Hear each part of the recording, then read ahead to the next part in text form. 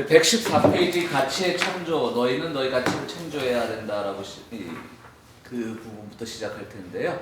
이제 그 니체는 늘 어떤 기존의 규범이나 기존의 가치를 따르기보다는 스스로 이제 가치의 창조자가 되어야 된다고 하는 것이죠. 그러면서 새로운 것들을 늘 만들어내는 생성, 뭐 창조나 생성이나 같은 말이겠지만, 그리고 생성에는 항상 또 뭐가 생겨났으면 항상 파괴돼야 되는 것이 있으니까 그런 생성과 파괴를 반복하면서 새로운 가치를 창조하는 쪽으로 그렇게 나갔다라고 하는 겁니다. 그런데 이제 그 자라투스트라가 읽어보면 자라투스트라가 여러 군데 이렇게 방문하죠. 다니면서 이제 자기의 가치를 막 새롭게 자기가 터득한 사실을 막 이렇게 연설하고 다니지 않습니까? 근데 이제 자라투스트라가 이 가치의 창조 부분을 가르치기 위해서 방문했던 곳이 바로 시장입니다. 제가 그 FTA 얘기하고 신자유주의 얘기 말씀들 나눈 중에 갑자기 강의를 시작한 이유는 이것과 한번 연결시켜 보기 위해서 그렇습니다. 그러니까 오늘날 시장이라고 하는 것을 왜 하필이면 자라투스트라가 시장을 방문했을까? 물론 그 니체가 활동하던 당시는 이제 자본주의가 막 발화하고 어느 정도 자리를 잡아갈 때였기 때문에 오늘날의 어떤 신자유주의적인 고민 같은 것은 니체가 갖고 있지 않았을 겁니다. 그럼에도 불구하고 니체는 이 시장의 가장 중요한 요소로 바로 가치를 창조하는 것이라고 생각을 했던 것이죠. 뭐 쉽게 얘기해서 가격이 결정되는 것이죠. 가격이 결정되는 것. 뭐 니체가 그 철학자 베이컨의 그 비유를 언급하진 않았지만 우리도 잘 아는 베이컨의 그 시장의 우상이라는 말도 있죠. 시장에서 되어지는 모든 그야말로 시정잡배라는 말이 좀 표현이 그렇지만 시정잡배들이 만드는 유언비어, 요즘 뭐 가짜뉴스 뭐 이런 것들요. 그런 것처럼 시장에는 온갖 것들이 난무하는 곳이 바로 시장입니다. 그러면 니체가 가서 이곳에 가서 이 기존의 가치를 파괴하는 것이죠. 시장 가치를 파괴하는 겁니다.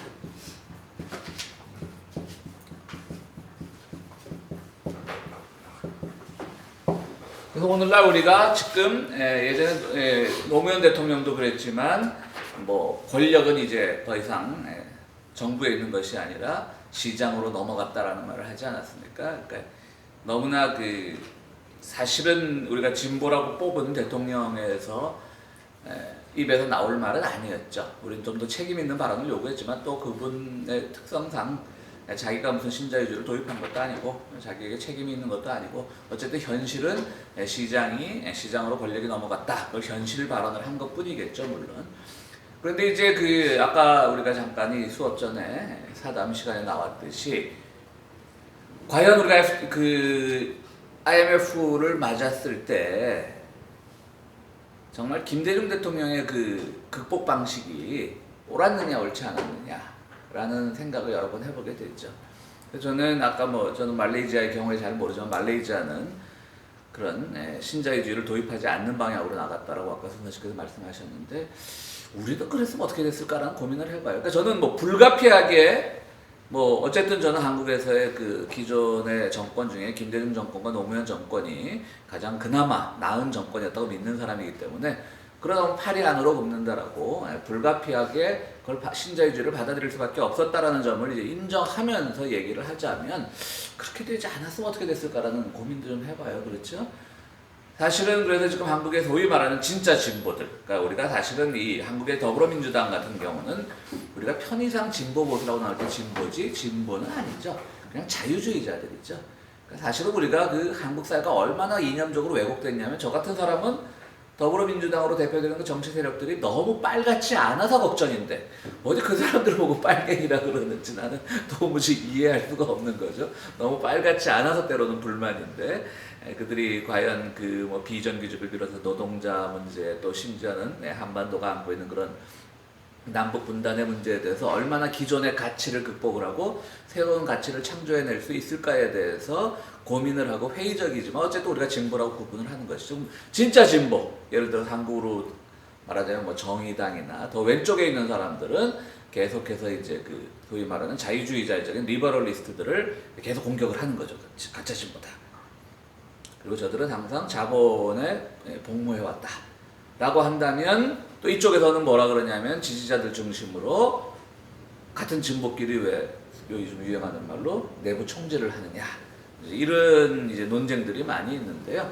결국 저는 김대중 대통령이 갖고 있었던 한계들, 소위 말하는 한국 사회에서 그 호남이라고 하는 한계, 그것이 결국은 참 신자유주의를 불러들이는데 큰 기여를 하지 않았나. 차라리 그때 김대중 대통령이 이렇게 IMF를 신자유주의적 방식으로 극복하지 않고 우리가 좀 더 아까 말한 그 모라토리엄, 그야말로 우리가 일종의 뭐 파산 같은 거, 국가 파산 같은 걸 선포했으면 좀 더 경제가 좀 더 튼튼하게 발전하지 않았을까. 물론 과거에 역사의 만약이란 건 없지만 그거는 생각도 좀 해봐요. 김영삼 대통령 때 IMF에서 그 터졌죠. 구조를 받은 거잖아요. 그렇죠. 그게 이미 그 김영삼 대통령의 결정이었으니까. 그렇죠. 근데 이제 그 극복하는 과정에서 김대중 대통령이 굉장히 큰 공헌을 했죠. 빨리 극복하는 거 있었어요. 그런 신자유주의적인 그러니까 그게 것들을 이제 막 IMF 그러니까 그 이제 진보 진영들은 다 들여주면서 그렇죠. 그렇게 된 거니까. 네. 그러니까 뭐 탓하자는 게 아니라 근데 왜 그러면 김대중 대통령은 좀 더 깊이 있는 다른 고민을 해보지 못하고 그런 선택을 했을까라고 하면 소위 말하는 호남 정권이라고 하는 그런 한계 때문에 빨리 뭔가를 이루어보고자 하는 그런 욕심이 있지 않았을까라는 생각도 해봐요. 우리 저 경제학 좀 아는 도노반 씨가 계속 인상 쓰고 있는데 아니 한 말씀 해보세요. 되돌아보니까는 이런 식으로 말을 할 그렇지, 수 있고 그 그렇지. 상황에서는 네. 이거는 뭐 전례가 없는 그런 상황이었었거든요. 특히 한국 맞아요. 같은 경우에서는. 네. 그리고 말레이시아랑 한국이랑 비교하는데 좀 틀려요. 그때 당시만해도 말레이시아에 대한 뭐 미국적 관점에서 비판은 많았었지만 그렇지만 이제 말레이시아랑 한국이랑 가장 근본적으로 틀렸던 거는 한국은 어느 정도 자산이 있어요. 팔아 넘길 수 있었던. 그러다 보니까 이제 많이 간단하게 팔았죠. 빚 정리를 할 수 있는 자산이 있었고 말레이시아는 오케이. 상대적으로 좀 그런 것들이 부족했던 우리보다 거고. 뒤처진 나라니까. 근데 그러한 정책을 뭐 어떻게 선택했다 그건 참 어려운 얘기겠지만은 그 당시에는 뭐라고 그런 비전 같은 거는 많이 없었거든요. 그렇죠. IMF 네. 극복이 최대 과제였으니까 국민이나 대통령, 그렇죠. 정부나 뭐 국회나 모든 그랬던 거. 그러니까 역사 속에서 항상 그래도 제가- 만약은 우리가 한 그렇죠. 번쯤은 거론해봐야지 덜 섭섭하지. 그렇지만 또 한 가지 진짜 짚고 넘어가야 될 거는 뭐냐면 IMF에서 요구했던 그런 저기 변화나 그런 것들은 IMF도 인정을 했어요. 이후에 완전히 진짜 간단히 표현하면 개판이었어요. 예. 그러니까는 러시아 그 전에 러시아 뭐 아르헨티나 네. 뭐 그런 데서 그 사태가 일어났을 때 그 요구했던 그 정책들은 그대로 했는데 그 정책 책자가 어느 정도까지였냐면은 국가 이름만 바꿨어요. 그거 아르헨티나는 이렇게 하라는데 어떤 데서 그 이름까지도 지우지 않고 그냥 그 저기 전달했다는 거예요. 저거네 그러니까. 네, 그러니까 아주 일관적인 그런- K 스포츠 재단하고 미르 재단하고 정관이 똑같다 그러더만. 네. 문체부에 신고할 때 위에 이름만 바꾸고 그거는 그죠? 그런 수준으로 했기 때문에 거기서는 진짜 얘네들도 뭐 전혀 할 줄도 몰랐고 무조건 밀어붙이는 적이었고 좀 하여튼 뭐 근데 그래서 네. IMF 기구 자체 내에 각 나라의 전문가가 따로 있다고 들었는데 우리가 너무나 전문가를 신뢰하면 안 됩니다. 그래요. 예. 우리가 그 이제 현장에 참 있었거든요. 시장의 가치에서 네. 우리가 이제 IMF 단계로 넘어갔습니다. 예, 근데 그 네. 당시 사람들이 다 동의한 게 그 뭐냐면은 우리는 수출 주도형 국가다. 네. 해외 수출을 하려면 받아들여야 된다. 네. 그거였어. 사실 그렇지. 거기에 다 동의한 거예요. 그렇죠. 동의하고 그리고 그 화폐 전쟁이라는 책을 보면 거기 있다 보면은요. 그게 2000년대 후반 나온 거잖아요. 근데 거기서는 이 뭐예요? 그 금융 투자 세계 금융 투자 자금이 한국에서는 많이 이걸 양털 그거를 별로 많이 못 깎았다고 그렇게 평가하긴 하더라고요. 그러면 하여튼 예 그래서 우리가 제가 이제 말을 이렇게 던진 이유는 오늘날 어쨌든 소위 말하는 신자유주의로 대표되는 오늘날의 경제 질서에서 시장이 가치를 주도하는 것을 막아야 될 책임이 있다. 그런 점에서 니체도 상당히 우리가 정치 철학적으로 읽을 수 있다. 우리가 가치를 창조해야 되는데 시장이 가치를 주도하는 그런 풍토는 적어도 우리가 니체를 고민하면서 막아야 되지 않겠느냐, 이제 이런 얘기를 한번 해보자 했던 거예요. 오늘날 너무나 많은 것들이 시장화돼 있고 가치화돼 있고 자본화돼 있는 과정에서 우리는 과연 이 현실 세계가 안고 있는 문제들을 어떻게 극복할 것인가. 우리 고국도 지금 대통령 선거를 앞두고 있지만 그 과정에서 늘 가치 주도거든요. 그런데 그것이 시장 가치가 주도하고 있는 그런 현실을 한번 극복을 해보자는 것이고요. 또 이제 비슷한 말로 하자면 예를 들어서 우리가 이제 통일에 있어서도 남북이 통일이 되면 좀 진보적인 정권이 북한에 대해서 전향적인 개방적인 생각을 가진 정권이 이제 들어서서 예를 들어 통일이 되고 남북 그것이 정말 하나의 경제, 북한이 가지고 있는 인프라도 우리가 이용하고 그러면 같이 발전하지 있을 수 있지 않을까라는 것에 대해서도 요즘 회의를 가지는 사람들이 많이 있습니다. 왜냐하면 제가 얼마 전에 한국 소설을 하나 읽었어요. 우리의 전쟁은 소원이라는 소설이 있는데 한국에 요즘 잘 나가는 대중작가 중에 장강명이라고 하는 젊은 작가가 있는데 이 친구가 이제 우리의 소원은 전쟁, 우리의 소원은 통일이 아니라 그런 재밌는 소설을 썼어요. 이거 아마 영화화 될 것 같아요. 내용이 아주 긴박하고. 이게 뭐냐면 그러니까 그 양반은 젊은 사람에도 불구하고 북한에 대한 우리가 알고 있는 인식이 기존의 반공적인 인식에서 크게 벗어나지 못해요. 북한은 그냥 막 마약과 이런 것들이 성행하고 막 그래요. 그러니까 통일이 됐음에도 불구하고 북한은 여전히 이제는 자본주의에 빨리 편승한 그 북한의 암흑 세력들이 북한 경제를 이제 쥐락펴락하는 거예요. 쥐락펴락하면서 기존에 가지고 있던 그런 마약 제조 기술이나 이런 걸 가지고 이제 북한의 어떤 흑암의 세계를 지배한다, 뭐 이런 내용이에요. 그 소설 내용이 소설이에요, 소설. 그러니까 이제 그 작가가 가지고 있는 대북 인식에 대해서는 좀 불만이지만 저는 그 소설을 읽으면서 뭐를 굉장히 주의 깊게 읽었냐면, 감동을 받았냐면, 우리가 통일됐을 때 북한하고 우리가 이 같은 공동체라는 생각을 하기에는 지금 우리 남쪽의 배경을 가진 사람들이 너무 지금 타락해 있어요.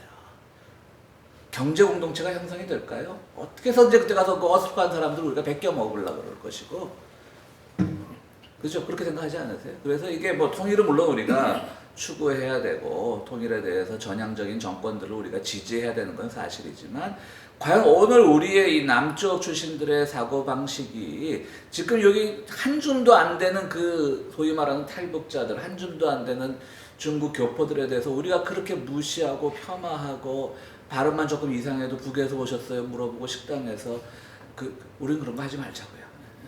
연변서 오셨어요, 뭐 탈북하셨어요 이러면서 그들을 이 조그만 세력들도 그렇게 우리가 무시하는데, 이게 한민족 공동체가 됐다고 생각했을 때 그들이 천민화되는 속도는 굉장히 빠를 거라고요. 그러니까 연강제를 해야 된다. 그렇죠. 뭐 그런 식의 또 다른 통일 방법이 있긴 있지만 어쨌든 그런 우리의 새로운 가치에 대한 인식이 정립되지 않은 상태에서 그냥 무조건 해대는 것은 문제가 있지 않나, 그런 생각을 해봅니다. 그러면서 이제 니체는 여기서 어떤 귀족과 노예를 이제 비유를 하는데요.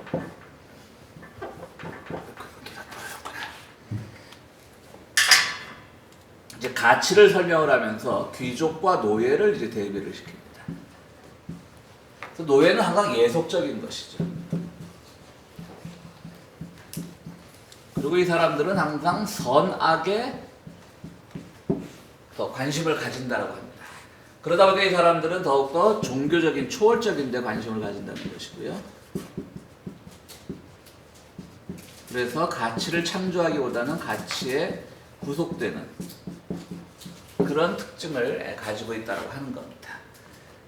그래서 이제 니체가 가끔이 아니라 많이긴 하지만 비난을 받는 이유 중에 하나가 뭐냐면, 지나치게 예를 들어서 뭐 권력의 의지라든가, 그럼 이것이 그 말만 들으면 굉장히 어떤 힘을 숭상하는, 뭐 니체 철학이 힘을 숭상하지 않는 건 아니지만 어쨌든 권력에 의지하면 뭔가 좀 부정적이잖아요. 특히 우리 동양 사람들에게는, 항상 동양 철학에 익숙한 사람들에게는 권력하면 뭔가 부정적인 이미지가 가는데, 권력의 의지, 뭐 허무주의, 지난 시간에 얘기했지만 니체의 허무주의는 능동적 허무주의라서 모든 걸 파괴하고 극복해 나가는 허무주의인데, 우리가 허무주의하면 뭔가 수동적이고 부정적인 의미가 있으니까, 그러니까 니체에 대해서 이제 그런 비판들이 많이 있는 거죠. 그 중에 하나가 이제 귀족 노예 구분인 것이죠. 여기서도 귀족은 그러면 옳고 그름, 선악보다는 좋음과 나쁨,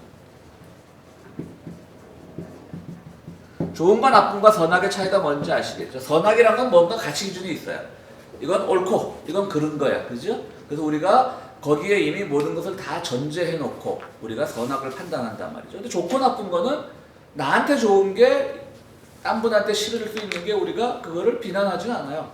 나는 뭐 짜장면이 좋은데 너 왜 짬뽕을 좋아해? 그건 역사에 어긋나는 거야. 이렇게 하지 않잖아요. 그죠? 그러니까 좋음하고 싫음하고 좋음과 나쁨, 싫음이 싫음?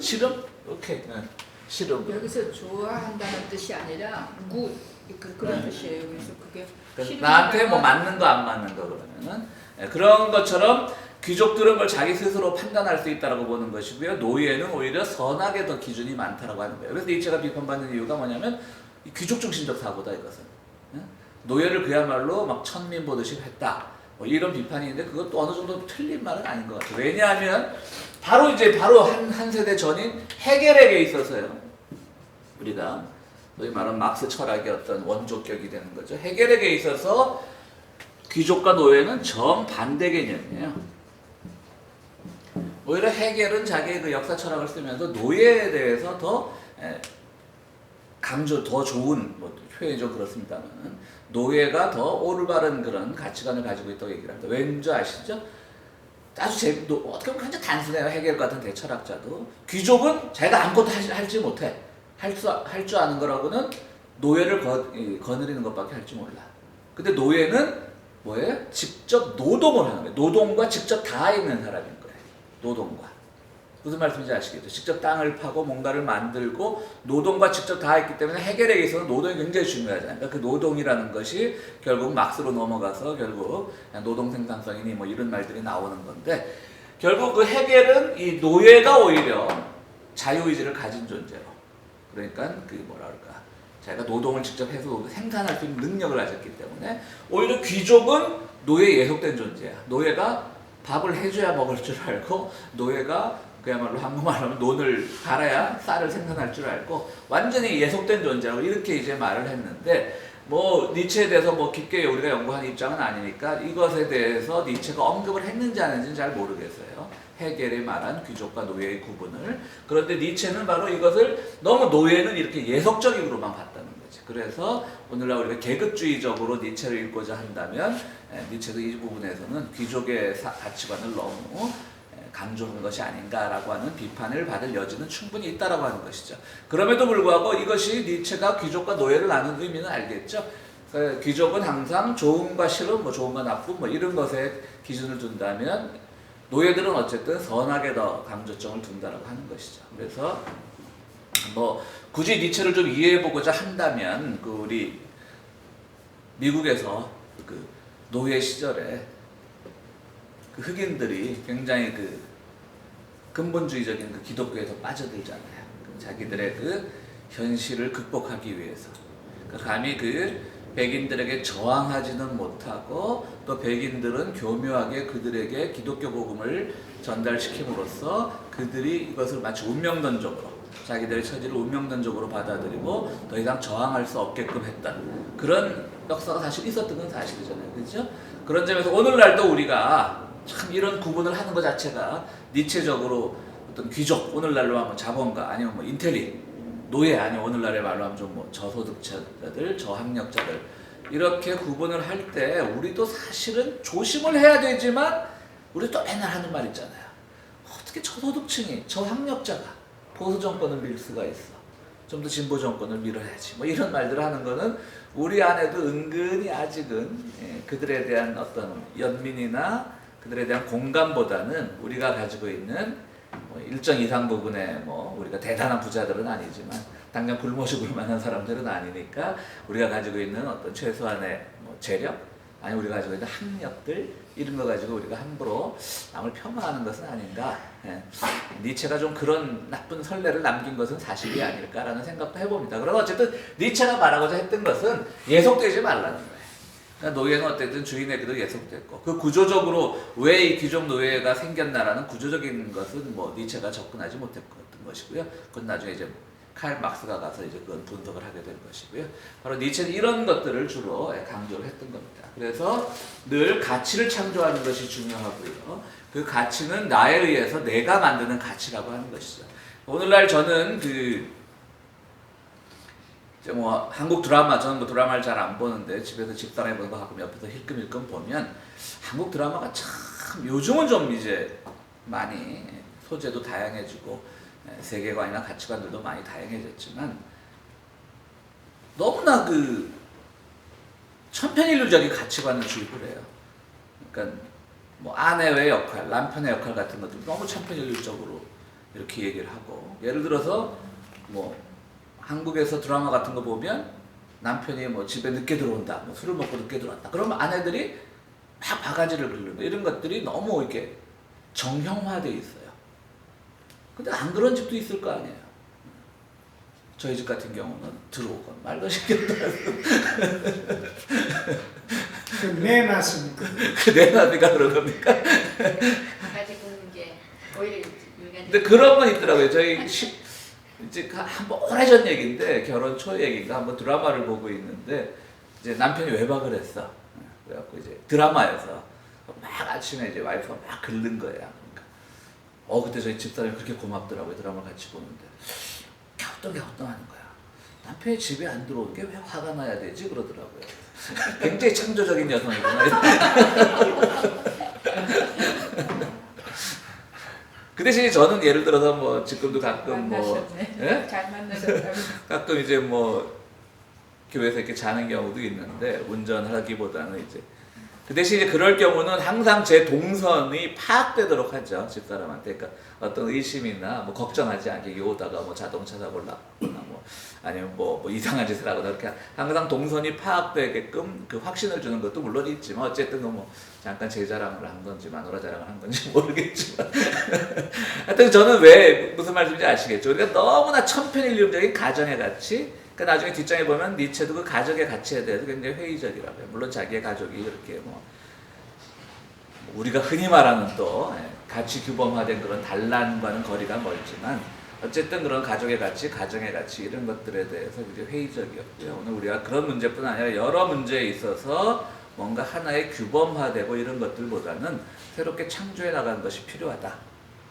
그것이 가족관계뿐 아니라 우정관계, 뭐 여러 가지 것들 다 새로운 가치의 창조가 필요하다는 생각을 니체가 하고 있는 거고요. 바로 이제 그 다음 장이 뭐냐면, 이제 사랑을 3장으로 넘어가게 되면요, 사랑을 가르친다, 이제 벗을 가르친다라고 한 얘기인데요. 거기서 이제 자라투스라가 바로 우리가 지금 말했던 그 사랑과 결혼, 가정, 우정 이런 얘기들을 하고 있는 겁니다. 여기서도 이제 자라투스트라, 그러니까 니체가 자라투스트라 입을 통해서 하고 있는 가장 특징적인 말은, 항상 이 사람은 뭔가를 삐딱하게 보는 겁니다. 굉장히 그건 우리가 긍정적이고 배워야 될 가치관입니다. 그러니까 항상 뭔가를 비가치적으로, 이때까지 우리가 알아왔던 그 방법과는 다른 방법으로 세상을 한번 바라보는 것이 필요하다라고 니체는 가르칩니다. 예를 들어 이런 거죠. 이 3장에 보면 뭐냐면 이웃사랑이라는 게 나와요. 자.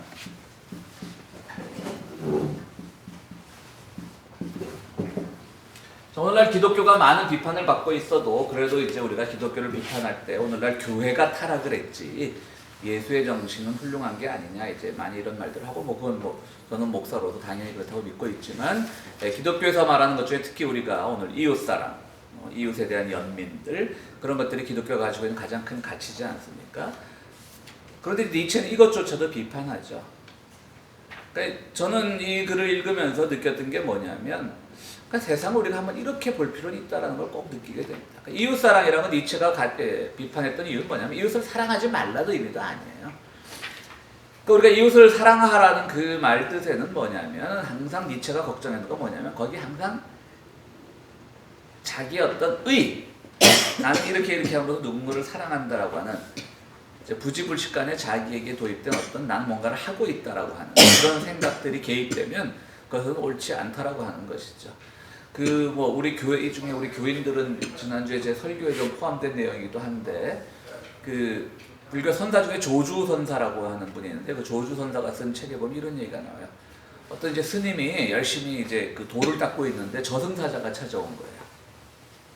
그래서 야 가자, 이제 오늘 이 세상에서 마지막 날이다. 그리고 가자 그러니까 그 스님이 억울한 거야, 지금 가기는. 그러니까 억울하다는 건 뭐겠어요? 스님이 아직 도가 들딱인 거지. 가자 그럼 가야지 뭘 또. 그러니까 이제 스님 나 정말 억울합니다. 한 일주일만 더 시간을 주십시오 라고 하니까 저승사자가 하도 스님이 간곡하게 바라니까 저승사자가 그래 일주일 뒤에 오막으로 갔던 거예요. 돌아갔어요. 일주일 뒤에 와서 저승사자가 자기가 데리고 가야 될 사람을 찾지를 못한 거예요. 그 뭐냐면 그 스님은 항상 그 자리에 있었는데 그 저승사자라고 하는 귀신은 이 스님에게서 어떤 죽음의 길을 발견하지 못했다는 거지. 데리고 가야 될 그 상황이 아니라는 것을 발견했다는 거죠. 뭐냐면 일주일 동안 이 스님이 도를 닦으면서 깨달은 게 평생 닦은 도에서 못 깨달은 게 뭐냐면 내가 지금 수행을 하고 있다.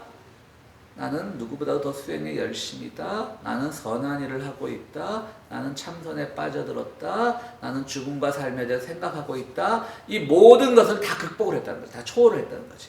일주일 동안.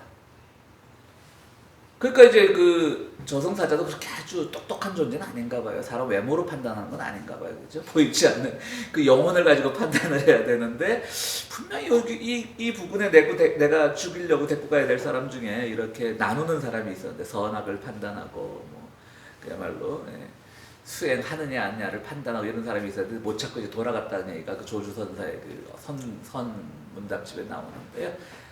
아마 니체가 말하고자 했는 그 이웃사랑에 대한 부정적인 것도 바로 그거였을 겁니다. 기독교가 너무 이웃사랑 하니까 그렇게 함으로써 사람들에게는 그 자기가 뭔가를 하고 있다라고 하는 그런 생각이 오히려 주입이 되는 것이고 그런 것은 이웃사랑은 아니고 위선이 될 수도 있다라고 하는 것이죠. 그래서 뭐 인간에게 뭐 이타적 유전자가 있냐 이기적 유전자가 있냐라는 말들 많이 하잖아요.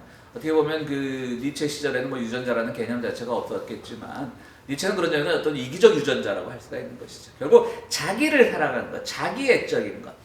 지나쳐서 이게 나르시시즘으로 빠져버리면 안 되지만 자기애적인 것, 자기를 사랑하는 것이 오히려 이타한다고 위선을 하는 것보다 더 나을 수 있다는 생각을 니체는 우리들에게 가르쳐주고 있는 겁니다. 그게 아마 이웃사랑이나 이런 데서도 이웃사랑에 대한 비판적인 입장에서 나타나는 거고요. 우정도 마찬가지인 거죠. 친구들에게 있어서 친구들과 사귐에 있어서 뭔가 난 누구와 사귀고 있다 라고 하는 것에 대해서는 그로부터 뭔가를 얻을 수 있다는 마음이 들어가 있다라고 하는 것이죠. 그러나 그거는 옳지 않다라고 하는 것이죠. 그냥 사귐 자체로 기쁜 얘기예요. 누구죠? 중국에 아주 예전에 유명한 그 서예가 갑자기 하여튼 있습니다. 왕이진가 하여튼 아주 유명한 서예가가 있는데 그 사람의 일화 중에 유명한 게 있어요. 하루 아침에 일어났는데 갑자기 얘 친구가 보고 싶은 거예요. 그래서 예전에 뭐 운송기구가 뭐가 있었겠어요. 그래서 그냥 뗏목을 만들어서 배를 타고 뭐 양자강인지 무슨 황하강인지를 3일을 갔어요. 친구를 만나러. 그래서 마침 도착했을 때가 그 친구가 이제 새벽이었어요. 그 친구가 집 앞에 나와서 자기 집 마당을 쓸고 있는 거예요. 그래서 친구를 보고 돌아왔어요. 끝이에요, 그게. 나중에 친구한테 편지를 썼어요. 내가 자네가 너무 보고 싶어가지고 자네한테 가서 자네가 마당을 쓰는 걸 보고 왔네. 그러고 돌아온 거예요. 또 노를 저어가지고 며칠을.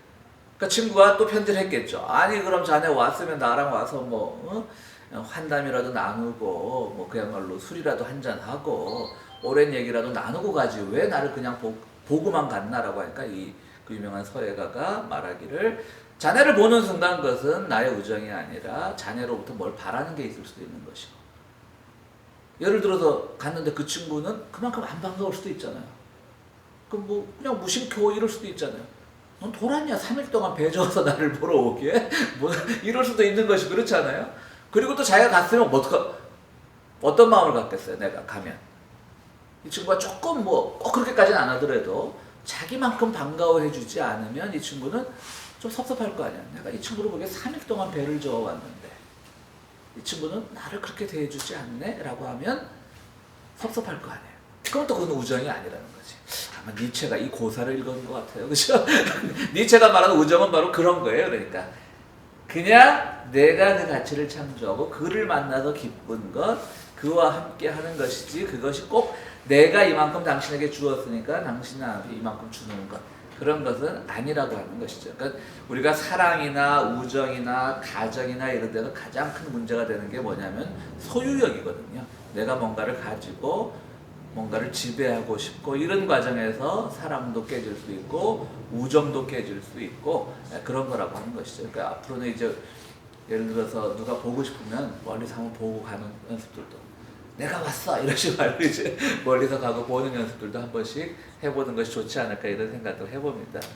그래서 그 니체가 말한 우정 그런 거고요. 그래서 니체는 심지어는 이제 그 자라투스트라 그 책에 보면 이제 막 이런 말들을 하고 다니니까 그를 따르는 그 추종자들도 생겨나게 되죠. 그래서 하나의 종교화하려고 하는 그런 흐름이 보이니까 자기 자체도 숭배하지 말라라고 얘기를 하는 것이죠. 자기 자체도 숭배하지 말고 그냥 모든 것은 당신들이 또 나은 또 다른 가치를 창조하는 것이 자라투스트라가 가르치는 그 목표였던 것이지 내가 가르친 것을 따르라고도 하지 말라는 것이죠. 그건 바로 우리가 또 그 임재선사의 말에 나오는 것이죠. 뭐죠? 부처를 만나면 부처를 죽이고 조사, 그러니까 자기 스승이지. 스승을 만나면 스승을 죽이고 심지어는 그 다음 뭐가 되죠? 아버지를 만나면 아버지를 죽이고 형제를 만나면 형제를 죽이고 살부살조 그렇게 이제 그 유명한 말이 있잖아요. 그러니까 어떤 그 가장 어떤 의도적인 뭔가가 이렇게 위장된 그런 가치관이 아니라 그것을 통해 새로운 만남을 또 새로운 가치관을 창조하라고 하는 것이 니체의 가르침이고요. 그래서 이제 일부 학자들은 니체가 이제 그 적그리스도라는 책을 많이 쓰잖아요. 기독교 적그리스도라는 책도 썼잖아요. 안티크리스트라고. 그러니까 그 니체가 너무 그리스도교에 대해서 비판적으로 썼는데 실제로는 그를 적그리스도, 그러니까 기독교에 대해서 비판적인 학자라고 분석하기보다는 그가 친불교도, 그러니까 오히려 불교를 더 가까웠던 사람이다라고 분석하는 것이 더 맞다라고 주장하는 학자들도 있습니다. 그러니까 니체가 활동하던 당시에 서구 사회에 알려진 불교는 굉장히 적었습니다. 바로 니체가 많이 참고로 했던 그 전에 그 유명한 우리가 흔히 철학 구분상 염세주의 철학자로 구분하는 그 쇼펜하우어의 경우가 처음으로 철학적으로 이 서구 세계에 불교를 소개한 사람입니다.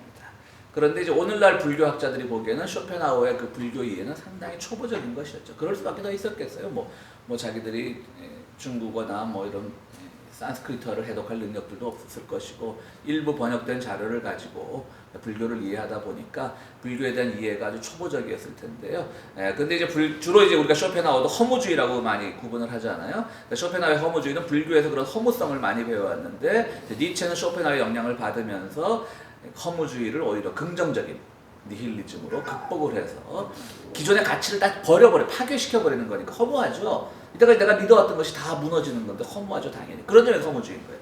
근데 그 허무가 어디서 귀결되냐면 새로운 가치를 창조하라는 것이죠. 그런 점에서 이제 니체는 쇼펜하우어가 공부했던 그 불교에 대해서 잘 그거는 극복을, 그러니까 뭐라 그럴까, 더 발전을 못 시켰던 것 같아요. 니체를 꺼놓으세요. 카톡 꺼놓으세요. 그러니까 이제 그 쇼펜하우어의 불교 이해를 뛰어넘지도 못했고 니체가 불교에 대해서 그렇게 깊이 연구했다라는 것도 나오지 않는데요. 지난주에도 얘기했듯이 니체는 그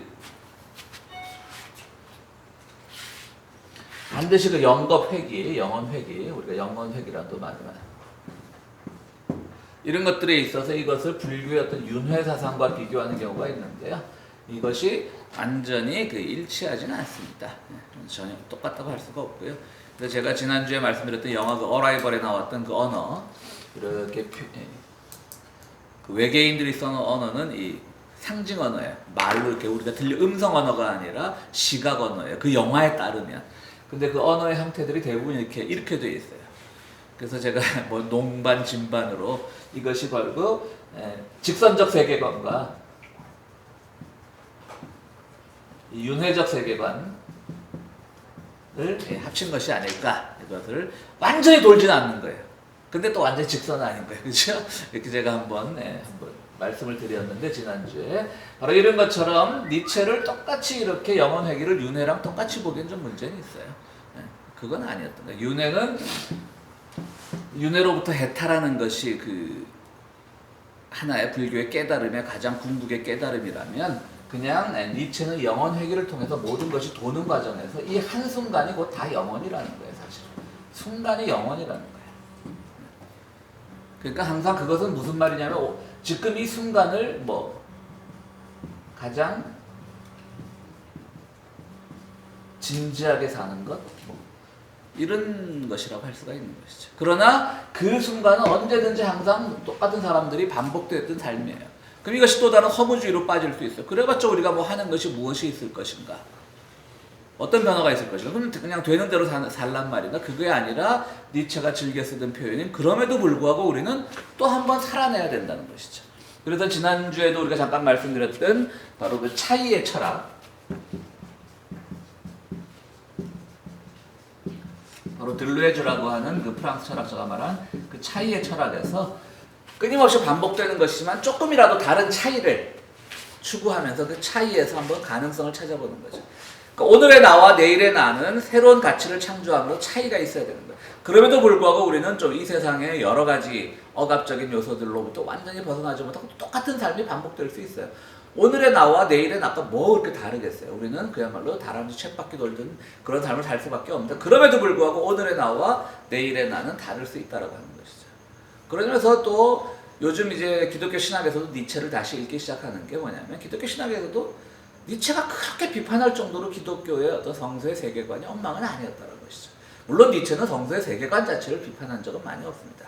당시 교회 지도자들을 비판을 했던 것이죠. 뭐 성서에서도 사도 바울 같은 분들이 나는 날마다 죽노라라고 얘기를 하거든요. 나는 날마다 죽고 뭐 그리스도 십자가에서 날마다 새롭게 태어나는 것들 뭐 니체의 사상과 비슷한 거죠. 그런 점에서. 그걸 이제 우리가 어떻게 굳이 니체를 반기독교적인 철학자다 이렇게 보기보다는 오늘날은 이것이 이제 가능하면 하나의 철학이 하나의 사상이 하나의 종교가 우리의 정신세계를 지배하거나 그렇게 될 수 없다는 것을 모두가 인정하기 때문에 그 점에서 이제 서로 대화를 시도하는 거죠. 그래서 기독교 신학에서도 니체를 긍정적으로 보기 시작하는 거고 심지어는 막시즘 사상가들도 니체를 긍정적으로 보기 시작하고요. 이런 뭐 귀족과 노예 이런 거 나누는 거 보면 막시즘들이 봤을 때 이거 완전히 노예는 좀 모자라는 거 같고 귀족은 뛰어난 거 같고 이런 구분법은 사회주의 사상가들이 보기에는 굉장히 이게 참 비판적일 수밖에 없잖아요. 그럼에도 불구하고 그들이 이제 본래 이 구분을 계급적 구분을 니체가 하려고 했던 것이 아니라 여기서 뭐가 중요한가를 이제 끄집어내서 어떻게 하면 같이 갈 방법이 없을까 뭐 이런 것들이 요즘 이제 많이 얘기가 되고 있는 것이죠. 그런 점에서 오늘날 그 뭐 영혼 이웃사랑 같은 것들 이런 것으로 다시 돌아가다 보면 거기에 뭔가를 하고 있다라는 것은 하지 말자는 거죠. 내가 너를 사랑하고 있어. 소유를 강조하지 말고 그래서 어떤 나만의 독선으로부터 벗어나서 정말 그것이 우리에게 어떤 가치를 창조할 수 있냐를 생각하는 것이고요. 그럼에도 불구하고 우리는 또 여전히 틀에 박힌 삶을 살 수밖에 없는 것이고 그럼에도 불구하고 우리는 끝까지 벗어나려고 해도 벗어나지 못한 한계가 있지만 그렇지만 그 안에서도 새로운 가치를 늘 창조해내는 것 그것이 필요하지 않을까 이런 생각을 해보게 되는 겁니다. 그래서 우리가 친구를 사귀거나 모든 것들을 다 할 때 연민과 동정은 절대 금지다. 내가 뭔가를 주고 있다라고 하는 건 내가 뭔가를 베풀고 있다라고 하는 생각은 절대 금지고요. 내가 예를 들어서 누군가를 사랑하거나 아니면 정말 이웃에 대해서 어떤 동정을 베풀 때 나는 뭔가를 하고 있다는 마음을 가지는 순간 그것은 위선이 되는 거죠. 그냥 해버리는 거죠. 그냥 아무 주고받음이 없이 옳고 그름이 없이 그렇게 하는 것이 좋지 않을까 생각을 해봅니다. 잠시 쉬었다 하겠습니다.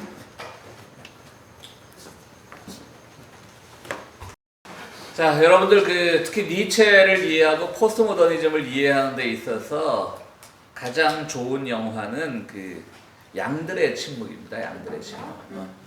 양들의 침묵이라는 영화를 보시면 어떻게 보면 굉장히 이게 뭐 스릴러물 같고 연쇄 살인범을 잡는 얘기예요. 연쇄 살인범은 누구냐면 의사 출신의 그냥 천재적인 의사였어요. 그럼 이 사람은 어떤 원한이나 그런 거 있는 것이 아니라 그냥 사람을 죽이는 거예요. 오늘 우리가 이제 마지막으로 공부하는 장이 5장의 자기 신체를 사랑하라고 하는 부분인데요.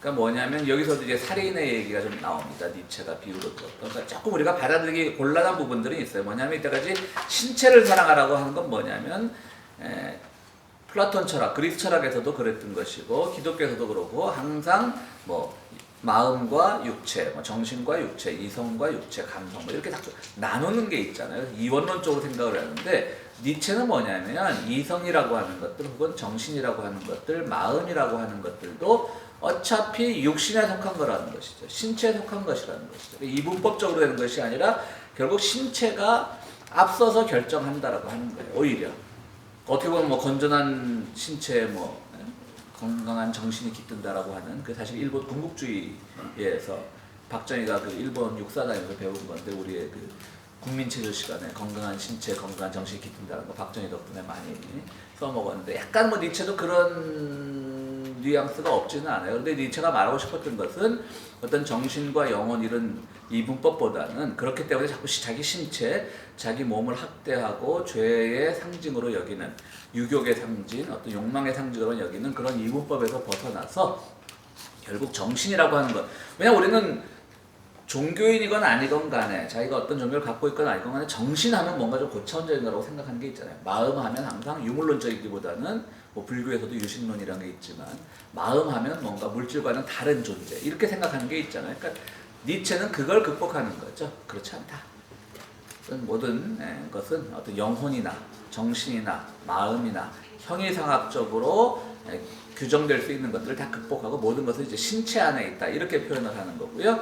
그 5장에 보면 어떤 이제 니체가 한 비유가 나오냐면 어떤 사람이 그냥 그 살인을 저질렀어요. 그러면 재판관들은 대부분 누군가가 살인을 저질렀을 때 그 동기를 자꾸 찾는다라고 하는 것이죠. 그래서 너는 저 사람하고 어떤 원한이 있었어. 아니면 너는 저 사람이 어떤 뭐 물질이 탐이 났지. 막 이렇게 하는 건데 니체는 그건 아니라고 하는 것이죠. 그건 오히려 죽인 다음에 일어난 생각이라는 거예요. 죽인 다음에. 그러니까 뭐 니체 우리가 니체 시간이라고 니체에 다 동의할 필요는 없어요.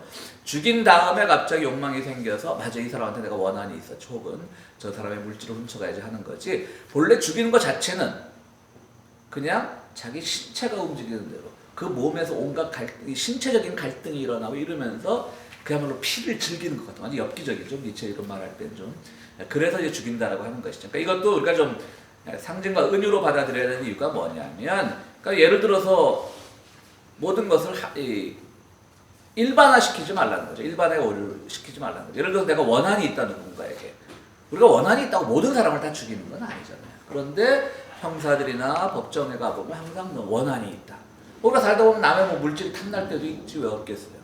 근데 우리가 모든 물질을 다 탐낸다고 다 죽이는 건 아니잖아요. 그러니까 그런 어떤 일반화의 오류를 이제 걱정을 하는 것으로 니체를 좀 받아들이고 싶어요. 저 니체가 이 신체가 결국은 하나다. 신체를 무시하지 마라. 신체를 사랑하라. 이 자체는 동의하는데 그것을 설명하기 위해서 이 살인의 이 비유를 든 거 우리가 오늘 5장에 나와요. 2부 5장에 나오는데 그건 조금 저는 동의할 수 없겠더라고요. 하지만 그 신체를 우리가 너무 등한시한 것들은 뭐 니체로부터 배울 수가 있는 것이고요.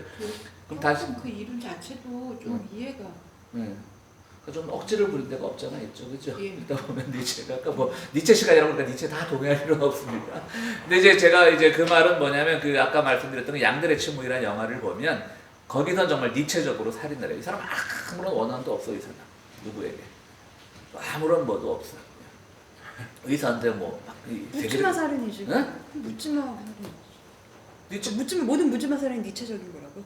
아니요, 그렇지는 않고 묻지마 살인 니체. 어저께 예. 한국에 17살짜리, 16살짜리인가? 예. 그러니까 8살 애를 데려다가 아 봤어요. 제가 제 타이틀만 봐서 내용은 근데 아니고. 걔가 기억이 안 난다 애 그랬대요. 기억이 안 나고 그리고 부모님 근데 난자였어. 그 아빠가- 창자를 드러내서. 진짜?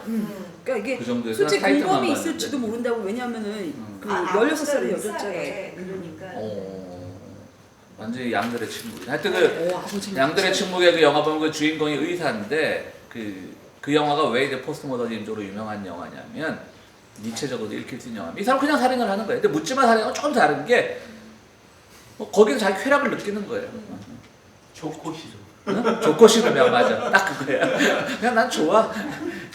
그러니까 이제 그 영화도 이제 도덕적으로는 굉장히 비판받을 부분인데 그 영화 또 하나의 특징은 선악의 구분이 없는 거예요. 그 영화가 이제 그 부분을 살려주는 거죠. 당연히 살인자는 악이죠.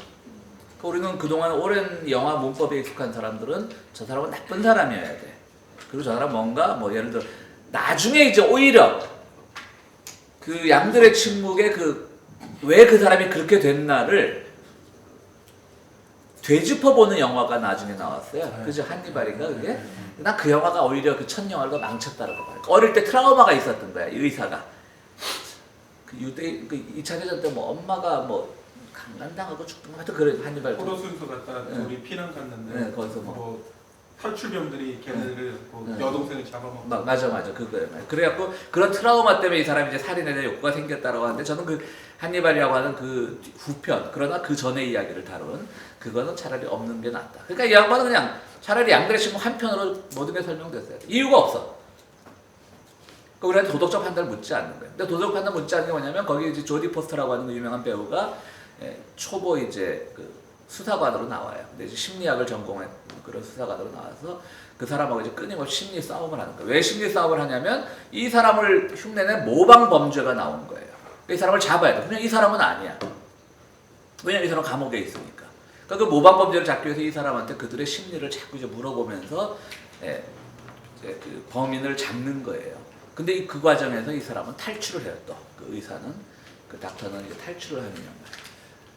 그러니까 거기서 뭐냐면 우리가 이때까지 기존의 영화 문법으로 봤을 때는 형사가 선이고 형사가 뭔가를 문제를 해결하는 그런 것이 우리가 기존에 익숙한 영화 캐릭터인데 그것이 아니라 오히려 희대의 살인마로부터 오히려 형사가 악으로부터 선이 도움을 받는 그거에 그 영화의 주제는 선이 악을 지배하는 것이 권선징악 영화의 그런 거라면 아니면 악은 악끼리 싸우다가 뭐 이렇게 파멸되는 것이 그동안 영화의 특징이라면 이 영화에서는 악이 선을게 영향을 미치는 기존의 기독교 세계관하고 완전히 다른 거죠. 철학적 세계관하고도 다른 것이고 그런 굉장히 훌륭한 영화예요. 한번 그거는 뭐 본 사람들이 많아서 또 우리가 여기 아가 필름에서 뭐 잘 보지 않겠지만 한 번쯤은 꼭 다시 꼭 봐야 될 명화 중에 명화입니다. 제가 그 50년대 초반에 그 벨기움에 있는 루뱅 대학이라는 대학에서 1년 동안 이제 타이틀은 교환 연구원이었지만 1년 동안 이제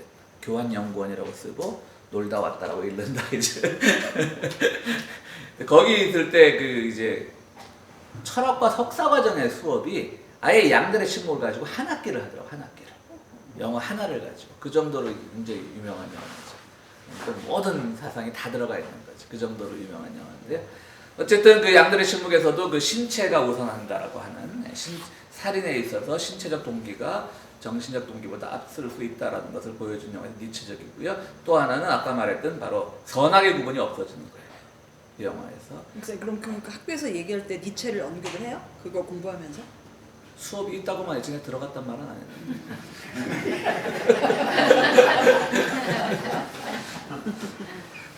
잠깐 다른 얘기를 하면 그러니까 우리가 이 철학 같은 건요 이 서양 사람들 쫓아야 힘든 게 저 이제 박사과정 때 연구원이라는 자격으로 1년을 갔는데 그래도 이제 뭐 언어의 문제도 있고 하니까 이제 석사 수업을 몇 번 들어가 봤어요. 근데 그러니까 이제 교환 연구원이니까 뭐 학점을 따거나 이런 전혀 뭐 그건 없어요. 1년 동안 그냥 뭐 그야말로 놀다 오면 되는 거죠. 그래도 너무 놀기 그러니까 수업을 몇 번 들어갔는데요. 예를 들어서 이 사람들은 유럽 언어라는 게 다 비슷비슷하니까 언어에 대해서 굉장히 우리가 못 쫓아가는 부분이 있더라고요. 그러니까 예를 들어 우리가 뭐 한국에서 석사를 할 때 뭐 키에르케고를 한다 그러면 키에르케고가 좀 많이 번역되어 있잖아요. 그럼 한글로 읽게 되잖아요. 이 친구들은 보면 키에르케고를 시작하면 덴마크로 읽어요. 우린 그래 거기 가서 뭐 독일어 쫓아가기도 힘든데 언제 또 덴마크를 배우겠어요. 야, 유럽에서 철학 그래서 그 이후로는 유럽에서 철학 박사 따왔다 그러면 일단 제가 높이 봅니다. 그냥 그 언어에 대해서 적어도 한 4-5개 언어는 해야 되는 거예요. 박노자 씨도 그러고 있겠네. 박노자도 그러고 있겠지. 근데 그 사람- 아니 일본 갔어도 불교학 박사 받은 사람이 네. 석사 과정에서 아니 학사 4학년에서 산스크리트 원전을 다 읽더래요. 네. 학부에서도 제가 석사 때 불교하면서 산스크리트 잠깐 배워봤어요. 잠깐 그냥 배우잖아요. 네. 이거는 원전을 그대로 병전을 네. 그대로 다 읽더래요. 학생들. 요즘에 저 한국 국민학교 6학년들이 미분 접근하는데요. 천해놨어.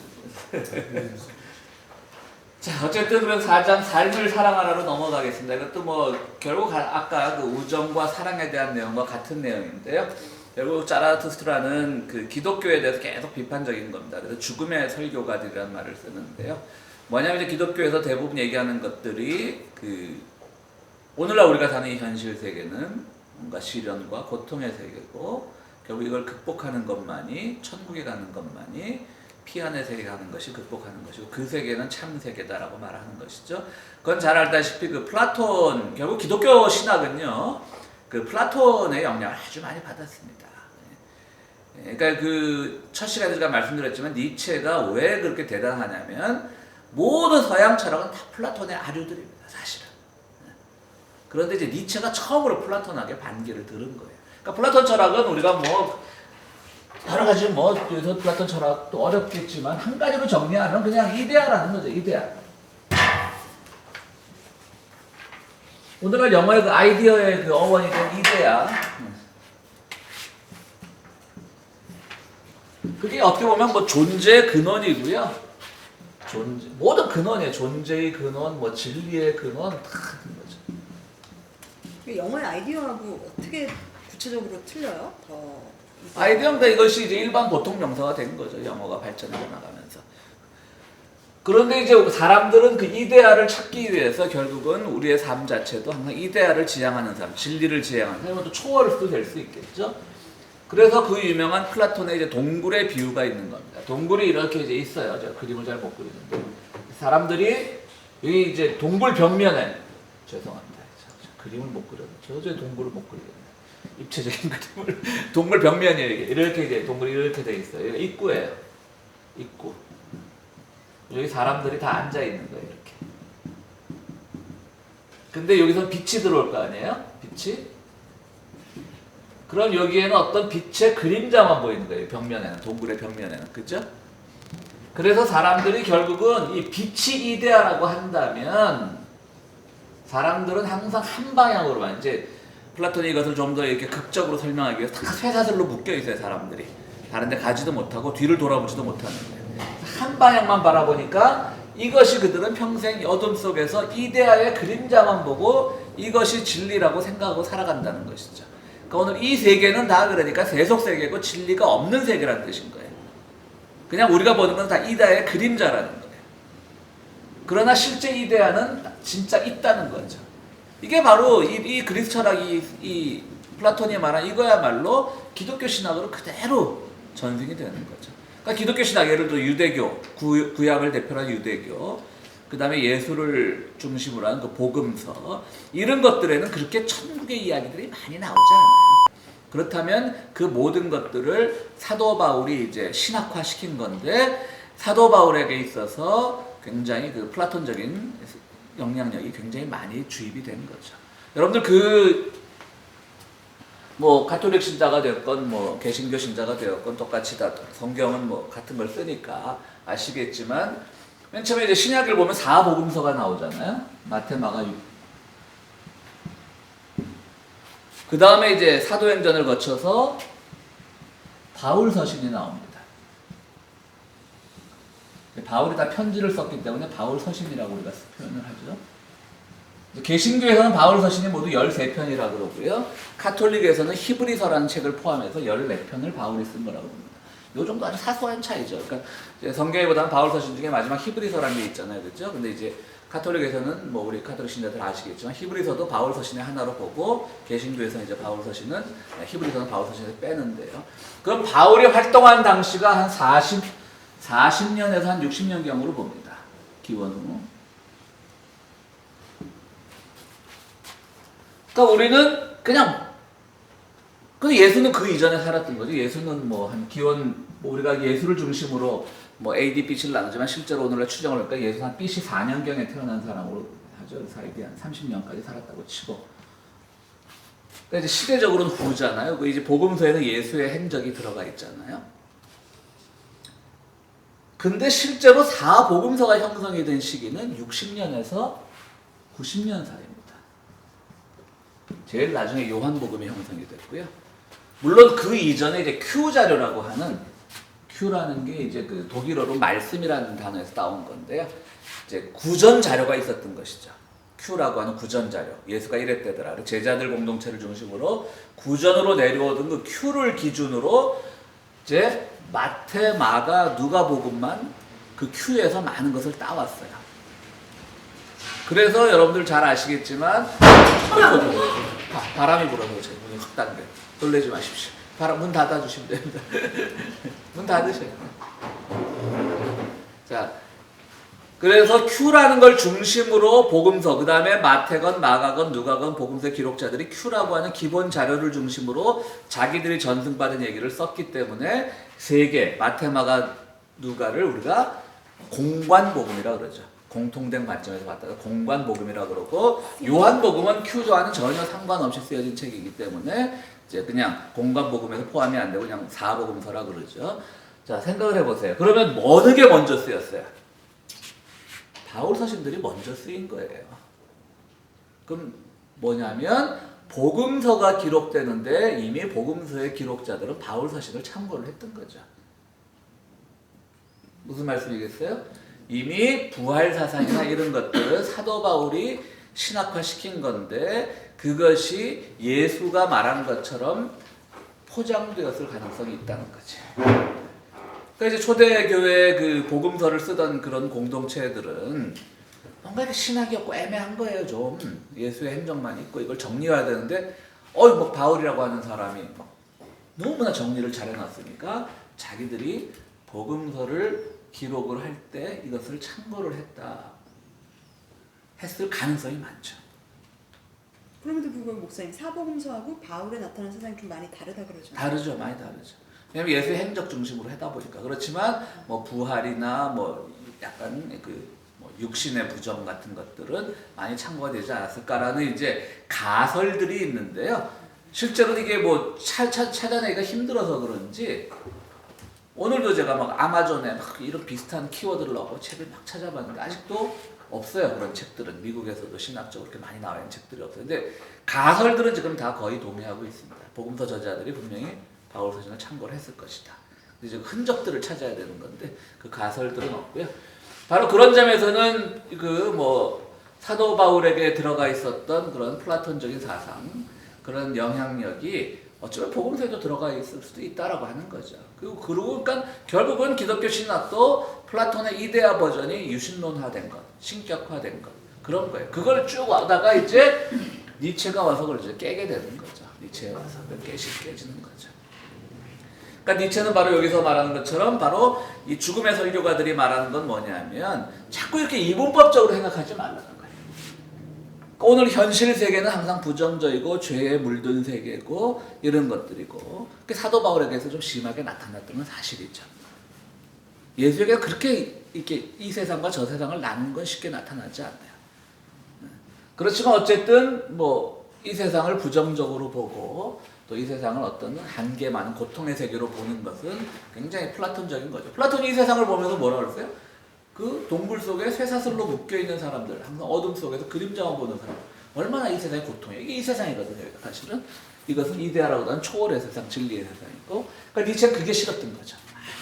지금 이 세상이 얼마나 좋은데 여기서 삶을 긍정하면서 살아야지 왜 자꾸 저 세상적인 걸 보느냐. 근데 보면 설교자라는 사람들이 전부 그런 얘기만 하고 있더라는 거지. 그래서 오직하면 니체는 죽음의 설교가라는 말을 쓰는 거예요.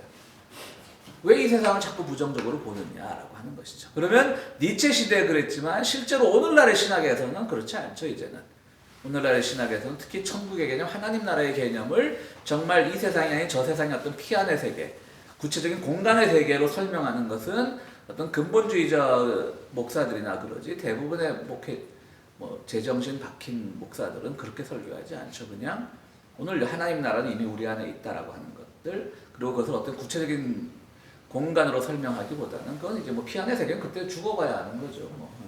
그러니까 이제 그렇게 이제 설명을 해야 되는데 그러려면 속된 말로 교회가 장사가 안 돼. 천국에 대해서 부정하고, 그러니까 부정은 아닌데 어떻게 보면 천국을 좀 더 이렇게 구체적으로 묘사해주고 상징화시켜줘야 되는데 그게 안 되면 이제 좀 신도들이 좀 불만이 있게 되는 거죠. 그러나 뭐 현실적으로는 사실은 굳이 오늘 우리가 사는 이 세상 속에서 뭐 하나님 나라, 기독교적으로 말하자면 하나님 나라를 우리가 체험하면서 살 수도 있는 것이고, 그러니까 굳이 우리가 하나님 나라, 천국 이런 것들을 피안의 개념으로만, 저 세상 개념으로만 생각하는 건 문제가 있다고 오늘 기독교에서도 인정을 하는 건데 적어도 니체의 시대는 이제 그렇지 않았던 것이죠. 아마 유럽의 그 사상가들도 그랬던, 신학자들이나 목회자들도 그랬던 모양입니다. 뭐 사실 또 니체가 오늘날 우리 한국 교회, 뭐 미국 교회도 마찬가지고요. 트럼프 같은 지금 미국 교회도 마찬가지고, 오늘날 니체가 다시 산다 그래 똑같은 말은 할 거예요. 저 죽음의 설교가들이라고. 오늘 이 세계를 부정을 하고 자꾸 피 안의 세계에만 진리가 있고 그 안에만 고통이 없는 세계가 있고, 그렇게 말하는 것은 잘못됐다고 하는 것이죠. 그러니까 그런 점에서 니체적으로 보면 오늘 우리가 당하는 고통이라는 것도 새로운 가치를 가지고 보면 고통이 아닐 수도 있다고 하는 것이죠. 근데 기독교인들은 그 고통을 뭐 하나님이 주신 연단이다 이렇게 해석을 하고 자꾸 피하지 말고 고통과 뭐 맞서는 것도 한 번쯤은 해볼 만하는 것이죠. 예를 들어서 그 유명한, 제가 여러분 자주 언급하는 그 슬라보의 지젝이라고 하는 슬로베니아 출신의 그 철학자의 또 이 철학계에서는 이분이 이제 철학계의 그 뭐죠? 그 뮤직 방송 미국의 그 유명한 MTV요? MTV 철학자라고 부르죠. MTV 철학자라고. 왜냐하면 그렇게 아주 대중적인 철학자지만 실제로 깊이도 있는 사람이에요. 그 분이 또 이제 정말 MTV스러운 게 뭐냐면 결혼을 3번인가 했어요. 근데 이제 두 번째 부인인가는 그 자기보다 한 20살 연하의 그 슬로베니아 출신의 모델이에요. 그러니까 이제 일반 철학계에서 항상 고상한 것 따지는 철학계에서 보면 정말 이단한 거지. 대부분의 그런 사람을 그 결혼 갖고 비난하는 사람들의 심리에 뭐가 깔려 있죠? 부러워하는 거예요. 부러움치는 거예요. 근데 이제 그 갑자기 지젝 얘기를 하면 그 지젝의 첫 번째 와이프가 레나다 살레칠이라고 하는 또 슬로베니아 출신의 여성 철학자예요. 이분도 이제 레나다 살레칠의 책도 우리나라에 많이 번역이 되어 있는데, 그분이 좀 이런 쪽이죠. 그러니까 불안한 것들, 두려운 것들 피하지 말라는 거죠. 그러니까 불안한 것과 같이 더불어 사는 거죠. 그리고 불안이란 것들의 대부분은 뭐 그분이 니체도 잠깐 언급을 하긴 하는데, 불안이라고 하는 건 대부분은 기존의 가치관이 만들어낸 불안인 거예요. 그렇죠? 기존의 가치관. 뭐 죽음이 불안할 수 있어요. 나이를 먹다 보면 누구도 뭐 죽음의 공포로부터 완전히 자유롭다고 말할 수 있는 사람은 없겠지만, 그러나 그것도 따지고 보면 우리가 오랫동안 누적된 그런 죽음에 대한 공포가 우리 안에 이미 내재화되어 있기 때문에 불안한 거죠. 그러니까 니체는 그것도 이제 극복하라고 가르치는 거죠. 그러니까 불안이나 두려움들 이런 것들이 사실은 오늘날의 가치관이 많이 만들어낸 것이고요. 그것을 맞서 싸워나가는 것들, 또 그것을 잘 이용하는 것들, 이런 것들이 오늘날 철학의 주제이기도 하고, 그런 철학의 주제를 또 제일 처음 제시한 것은 니체이기도 한 거죠. 니체에게서 와서 그런 것들이 이제 해소되고, 그러니까 결국은 뭐 불안을 극복하는 건 정말 불안을 만들어내는 가치관에 우리가 예속되지 않는 것이죠. 예를 들어서 나는 돈이 없기 때문에 이것을 할 수 없기 때문에 불안하다. 얼마든지 자본주의 사회가 가질 수 있는 불안인 거죠. 그러나 그 자체를 우리가 극복을 해버리면 굉장히 좀 그 불안이 학습이에요? 학습이 이제 살레치 같은 사람은 학습이라고 보는 거죠. 본능은 아니라고 보는 거죠. 중요한 질문이라고. 예. 황홀생이 한 질문이 네. 너무 중요한 질문. 저는 천재인 것 같아. 네? 자, 그리고 이제 또 교회에서 지옥 설교가 사실 그럴 것 같아요. 서양 사람들은요, 네. 교회에서 하도 옛날부터 지옥 얘기 설교를 듣고 자라서 그게 뭔가 영향이 있을 것 같아요. 근데 그 지옥 얘기는 뭐 아시아 동양 종교에도 있죠. 그렇긴 한데 또 불교에는 꼭 그런 거보다는 좀 기독교에서 얘기하는 거 그도 좀 다르잖아요. 물론 거기도 극락이 있고 뭐. 그렇죠. 악이 근데 좀 그거 자체 있다고 다 하는데 극복하는 거지. 이제 어떻게 보면 이제 우리가 불교 신자들 계시지만 그냥 제 느낌이에요. 이거는 어릴 때부터 뭐 집안 대대로 이제 개신교적 환경에 자란 저는 그냥 절에 가면 약간의 거부감, 그러니까 종교적인 거부감이라기보다는 거기 형상물들에 대한 거부감이 있어요. 막 그냥 뭐 들고 뭐 이런 것들, 뭐 제 솔직한 심정이니까 종교가 꽉 막혀 있다고 탓하지 마시고. 근데 이제 그게 늘 전 고민이었어요. 근데 왜 저럴까라고 생각을 했는데, 불교라는 종교가 얼마나 그 깨달음의 세계로 가면 정말 고차원적이고 좋은 종교예요. 근데 내가 보니까 그거는 불교 내에서도 어떤 그런 귀신이나 그런 것들을 형상화한 게 뭐냐면, 실제로는 그들도 그것이 없다라고 믿는 거죠. 그럼 거기에 대해서 귀신이 형상화되고 이런 것들은 뭐냐면 그들이 가지고 있는 마음이 만들어내는 불안감 같은 것들을 오히려 절에 들어오는 순간 입구서부터 그런 거 많이 서 있잖아요. 막 삼지창 들고 막 무섭게 생긴 그러니까 귀신. 절에서는 그게 다 너희 마음속에 다 가르쳐. 그렇죠, 그렇죠. 근데 이제 그걸 마음속에 가르치면 끝까지 마음속에 있어야 내가 가졌던 고민은 왜 그걸 그렇게 형상화했을까라는 고민이 있었던 거죠, 불교라는 종교가. 이제 그것도 이해가 되는 게 뭐냐면 들어오는 순간 이제 그걸 보고 깨달으라는 거죠. 지금 이 무섭게 생긴 이런 것들이 실제하는 것이 아니라 너의 마음속에 있다는 걸 깨달는 것이고, 니체가 이제 제가 첫 시간에도 그 말씀 드렸었는데, 그러니까 그리스 로마 신화들 보면 막 이 신들끼리 질투하고 연애하고 그런 걸 되게 많잖아요. 그런데 이제 그 니체가 그걸 좋아하는 이유가 이거였다고 제가 말씀드렸잖아요, 첫 시간에. 니체가 왜 그런 걸 좋아하겠어요? 그리고 기독교인의 입장에서 보면 유치한 거야. 막 신들이 뭔가 초월적이어야 되고 뭔가 대단히 어떤 고상한 가치를 가르쳐야 되는데 뭐 신들끼리 연애하고 뭐 그야말로 배신하고 뭐 벌 주고 별의별 것들이 다 있잖아요. 근데 니체는 그래서 그리스 철학을 좋아했다는 거지. 신들 웃기고 있네. 니들도 우리랑 사는 거 똑같잖아. 연애하고. 그래서 니체가 이제 그런 취지에서 그리스 철학을 좋아했다는 거예요. 그러니까 그 신이라고 하는 존재에 대해서 어떤 초월성을 부여하기보다는 니들이 뭐 신이요 뭐하냐, 니들도 똑같이 우리랑 똑같이 미워하고 질투하고 사랑하고 배신하고 뭐 몰래 죽이고 그러니까 뭐 등에 칼 꽂고 이런 것들 그런 거라는 거죠. 그래서 이제 니체는 그런 점에서 굉장히 이제 이 생을 강조를 했는데 어려운 거죠. 그러니까 그 니체의 그 마지막 삶들, 그 과정들, 각종 병 때문에 고통받고 있는 그런 과정을 봤을 때, 그것도 우리가 기존의 가치관으로 보면 참 뭐 불행한 죽음이라고밖에 할 수 없지만, 과연 니체는 그럼 그 안에서 이제 평안하게 죽어갔을까라는 것은 또 회의가 드는 거죠. 그런데 그 니체가 말한 걸 다 동의하면서도 삶에서 정말 실현하기는 힘든 거죠, 그렇죠? 누구든지 죽음의 앞에 가서는 좀 더 편안하게 죽고 싶고 고통을 죽고 싶은데 니체는 마지막 10년이 굉장히 고통스러웠던 거죠. 각종 질병, 뭐 거기에는 이제 뭐 매독과 같은 것까지 있었고. 그럴 때 이제 그걸 우리가 좀 더 뭐 연민을 해야 되죠. 니체를 정말 따르자면 니체에 대한 연민도 없어야 되겠지만 굳이 연민을 가지고 보자면 얼마나 힘들었으면 그랬을까. 기독교에 맞서고 플라톤에 맞서고 세상에 맞서고 이러다 보면 얼마나 힘들었으면 그랬을까라는 생각도 없잖아 해요. 그래서 이제 니체는 그 자기의 운명을 사랑하라는 말로 이제 운명애라는 말을 강조를 하죠. 그 운명이라는 것은 뭐 기독교에 오면 뭐 섭리랑 비슷할 수도 있고 꼭 섭리론은 그건 아니고요. 뭐 예정론일 수도 있고 뭐 비슷하지만 또 다릅니다. 동양으로는 팔자소관, 팔자일 수도 있는 것이고, 그죠? 그래서 이 모든 것과는 이제 다르다라고 하는 것이죠. 니체가 자기의 운명을 사랑하라고 하는 운명애라고 하는 것은 운명에 예속되는 것이 아니라 운명까지도 자기가 창조할 수 있다는 거죠.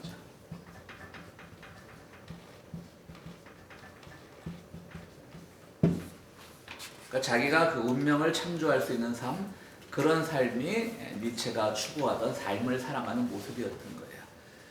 그러니까 뭐 그러니까 수동적인 운명 사랑, 이게 내 팔자려니, 받아들여야 하는 세상이려니 이런 것이 아니라 나의 삶은 내가 내 가치만 창조하는 것이 아니라 내 운명도 창조하고 또 내 살아가는 방식도 창조를 하고 이제 그러한 것들이 굉장히 필요하다는 그런 생각을 합니다.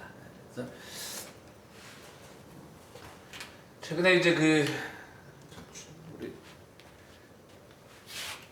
갑자기 또 그 사람 이름이 생각이 안 나는데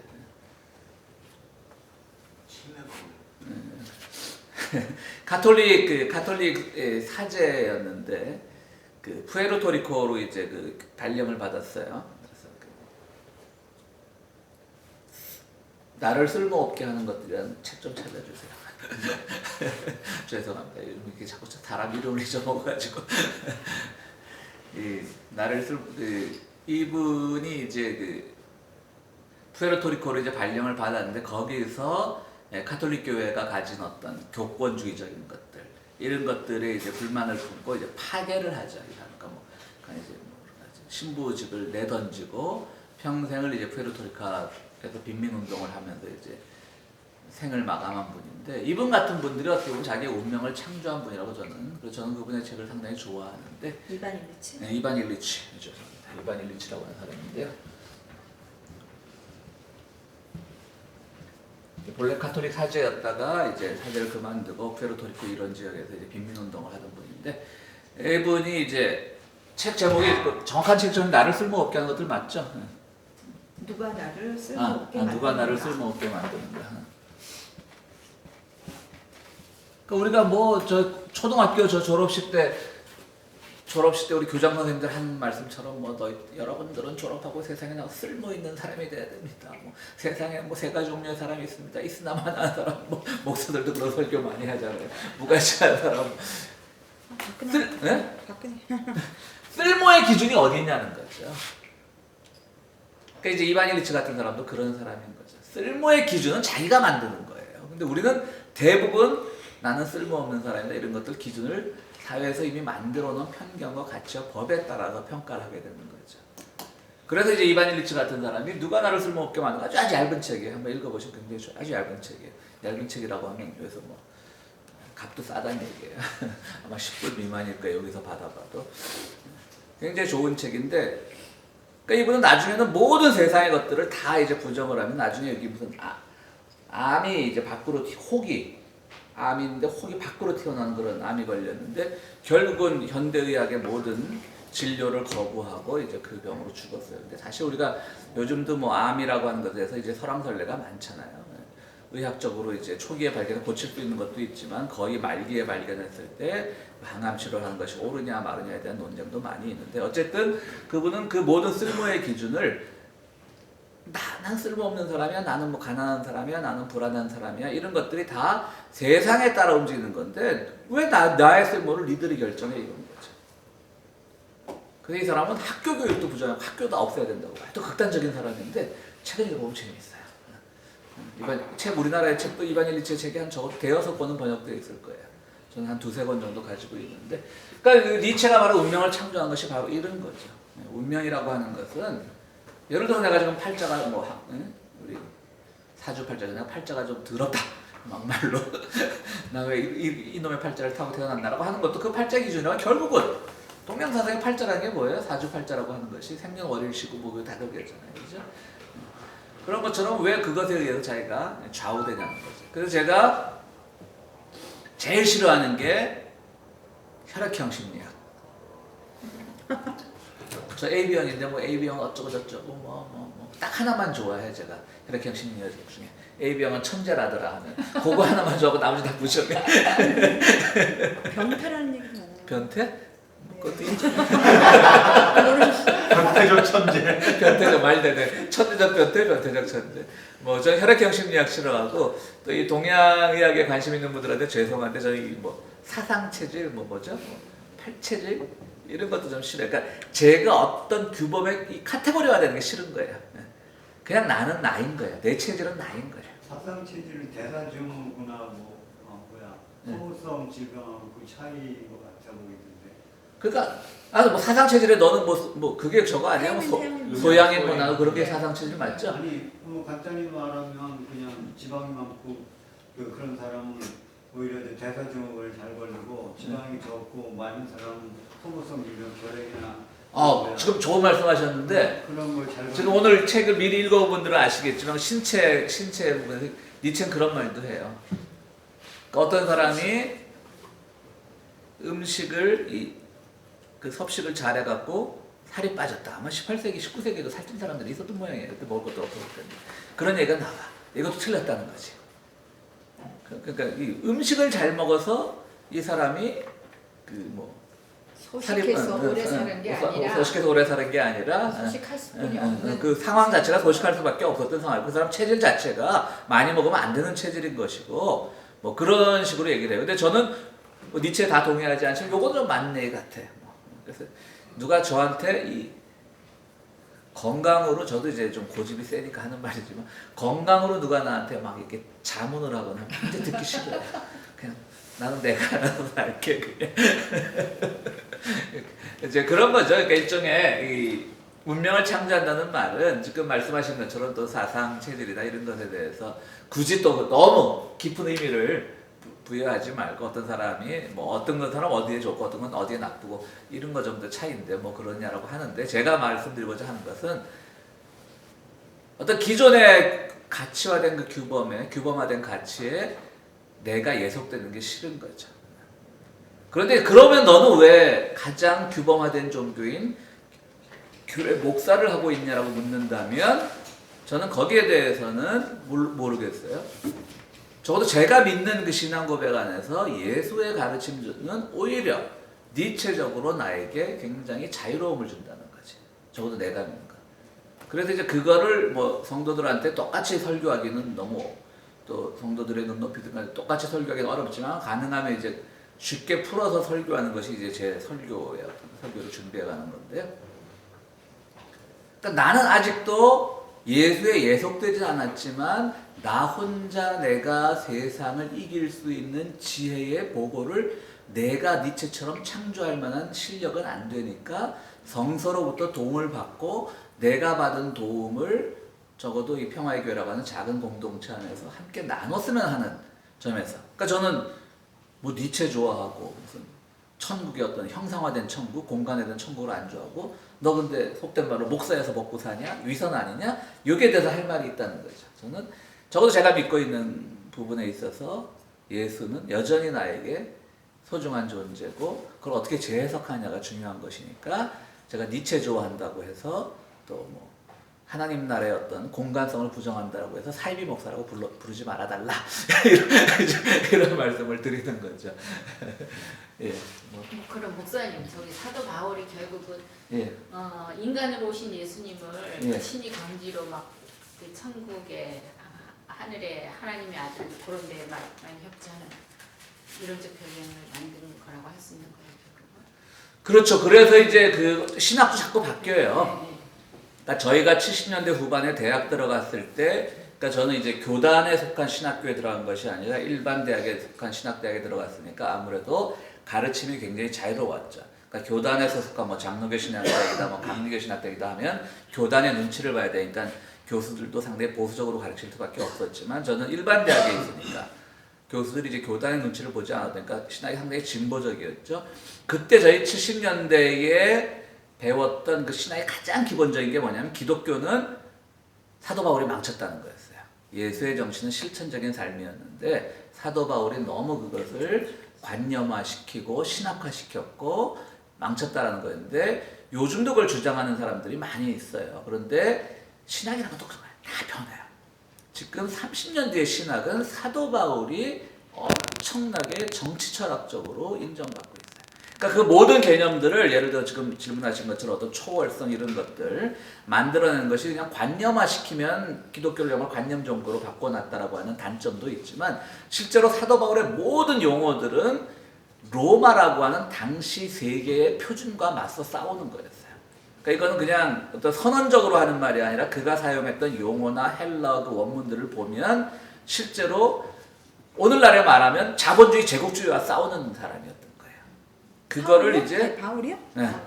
그것이 오늘날 신학이에요. 그래서 지젝이나 아감벤이나 바디우 같은 사람들이 오늘날 바울에 빠져든 이유가 바로 그거예요. 목사 한번 예를 들어줘. 뭘 보고 알아요? 그러니까 예를 들어 뭘 그 보고 당시 알아요? 쓰였던 용어 같은 것들. 그러니까 이 심지어는 아주 교묘하게 바울의 그 로마의 제국주의 사상에서 사용된 용어를 바울이 차용을 해와. 그러니까 쉽게 얘기해서 가장 기본적인 예로 이러죠. 우리가 주 예수 그리스도를 할 때 주잖아요. 주님 할 때 맞죠? 주자 이거. 이런 쉬운 한자도 잘 알거든요. 그러니까 이게 이제 영어랑 로드잖아요. 그죠? 이게 그 원어로 하면 이게 키리오스예요. 키리오스. 헬라어로 하면. 그럼 당시 키리오스는 누구한테만 붙이던 용어였냐면 로마 황제한테만 붙이던 호칭이었어요. 그럼 그 서슬퍼런 로마 시대에 예수한테 키리오스라고 부르었던 건 오늘날로 치면 국가보안법이 아니라 당장 끌려가 사형당할 수 있는 거죠. 근데 그게 뭐 물론 이제 해석자들이 지나치게 뭐 사도 바울을 과대평가한 거라고 볼 수도 있겠지만 그게 뭐냐면 민중들 속에 굉장히 퍼져나가는 거예요.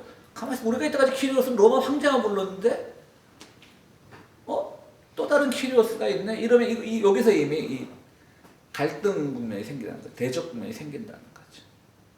그래서 오늘날 많은 그 신학자들이, 아니 철학자들, 오히려 신학에서 이렇게 잘 못 가는데 철학자들이 그 로마에 대항했던 그 사도 바울의 정신 같은 걸 굉장히 높이 사고 있죠. 거기에 제일 문제가 되는 게 로마서 13장에 보면 위에 있는 권세에 이제 복종하라. 그러니까 정치적으로 황제한테 까불지 마라, 덤비지 마라. 이런 게 이제 딱 로마서 13장에 딱 한 번 나와요. 그러니까 이거 아주 비판이 많아요. 이걸 정치 신학적으로 어떻게 읽어야 되느냐. 그럼 굉장히 간단해요. 그런 거 읽는 방법은. 그냥 그건 후대에 첨가한 거예요. 사도 바울이 쓴 게 아니라. 왜?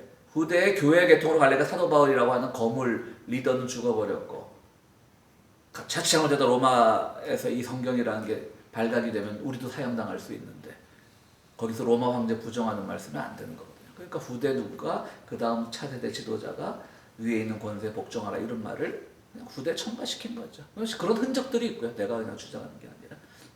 그런 점에서 이제 사도 바울 같은 경우는 다시 읽히는 거예요. 그러니까 사도 바울이 분명히 어떤 예수의 가르침을 관념화시키고 그런 부분도 없잖아 있지만 사도 바울이 그 반대로 로마 제국주의와 맞서 싸우고 오늘날로 말하면 자본주의와 맞서 싸우는 신자유주의와 맞서 싸우는 그런 공헌을 한 것만도 사실이고요. 아주 극단적인 신학자들은 뭐라고 말하는지 아세요? 요즘 신학 이런 것들 보면 사도 바울은 가공의 인물이라고 말해요.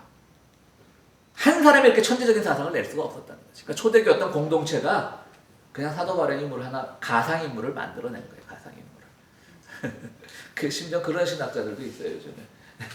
얼마나 그러니까 그거는 그만큼 이 사람이 천재적이었다는 말도 되고 그렇게 하지 않고서는 이 문장들도 아주 수려하거든요. 물론 일부 그런 건 있어요. 이거는 사도 바울이 직접 쓴 것이 아니라 사도 바울의 제자들이 뭐 더 첨가한 거다 이런 주장을 오래전부터 있었지만 요즘에 와서는 사도 바울 자체를 가상의 인물로 보는 그런 주장들이 나올 정도로 신학도 많이 발전을 하고 있고요.